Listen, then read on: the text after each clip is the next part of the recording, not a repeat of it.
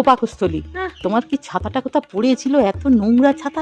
দেখো দিদি বাজে কথা কইবে না, আমি এখন ছাতা দোকান থেকে ছাতা কিনে নিয়ে মা গো, পয়সা নিয়েছি না, এমনি বিনা পয়সা দিয়েছি। এত নোংরা ছাতা 500 টাকা নিয়েছে, আবার কেড়ে আনতে ও হবে। ও পাকস্থলী, ও পাকস্থলী, ও পাকস্থলী, কি করছো? তুমি এত ছুটি করছো না? এক্ষুনি হয়ে গেল সব কিছু। তুমি ঘরে যে ঢুকে নি তখন থেকে বাইরে? আমি বাইরে আছি তো, তুমি এক্ষুনি কি করে চলে এলে? আগো শোনো না, কি? সেখানে গিয়ে দেখি হ্যাঁ। লরি তো উল্টে গেছে, হ্যাঁ। আর আমার বোন নাকি লাফিয়ে লরির উপর পড়েছে। ওর কিছু মানে লরি খারাপ হয়ে গেছে।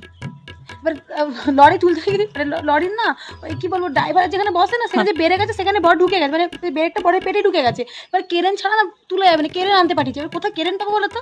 ছেলেকে ডাকছি দেখি, ছেলে যদি কোথাও কেরেন জোগাড় করতে পারে, কেরেন দিয়ে নাকি তুলতে হবে। বরকে? হ্যাঁ। আর লরি কি উল্টে গেছে? লরির চাকা কি উপর দিকে? লরি উল্টে গেছে। আমার বর কি করেছে, লরির বেড়েকে বরের পেটে ঢুকে গেছে, পেটে থেকে নাড়ি বুড়ি সব বেরিয়ে গেছে, বর বেঁচে আছে। এ বাবা, তাড়াতাড়ি যাও, তোমার ছেলেকে ডেকে নিয়ে যাও। কেরেন আনতে। বৃষ্টি হচ্ছে তো, আজকে বলা বৃষ্টিটাও শুরু হলো। ছাতাকে সাবধানে রেখে যাও, নাহলে ছাতা দোকানে সারি দাও।